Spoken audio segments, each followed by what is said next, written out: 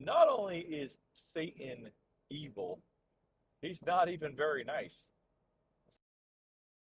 Frankfurt years ago, and that quote came back to mind today when I was reading in Genesis chapter 3. It's interesting, as a result of Adam and Eve choosing evil, choosing to follow Satan, the curse that God put on them involved three things. And it involved making work harder, it involved childbearing being more painful, more difficult, and it involved being under the leadership of your husband being more challenging. And certainly the curse was a long term effect on sin. But as I was thinking about this morning, the things that were cursed still retain aspects of blessing. Work is not a curse. Like, work existed before the fall, and as a result, is still a blessing at times. There are times where it's challenging. It's times where it's harder than it needs to be. But boy, there's times where it's a blessing. We also see that with childbearing. That, like, being a mom is an amazing blessing. We have a whole day of the year celebrating that. Uh, it's an incredible blessing and privilege. Does it come with pain and difficulty? Yes, but man, that's still a blessing.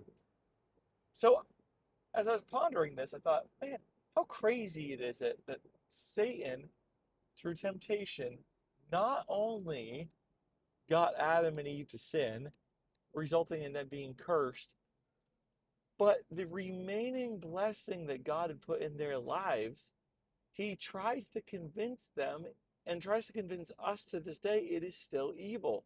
Think about work for a second.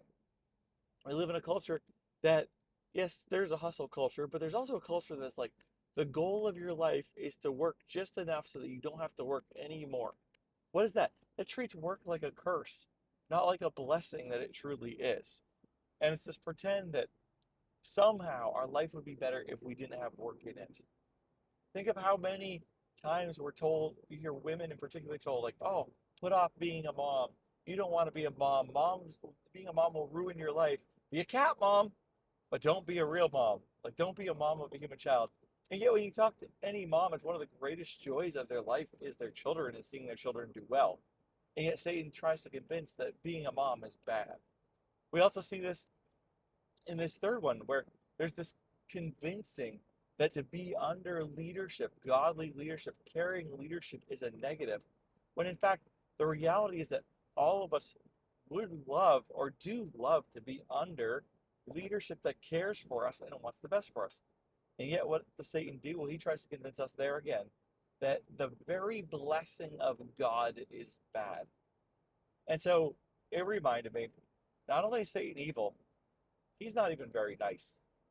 As a result of his temptation and our choice, the curse was put on the things that are already blessing, but the blessing remains. And Satan doesn't want us to be blessed at all, so he tries convincing us that the very blessing itself is a curse. Man, he's really awful.